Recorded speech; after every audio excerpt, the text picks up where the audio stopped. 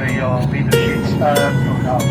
If an emergency evacuation becomes necessary, leave all your belongings behind and proceed to the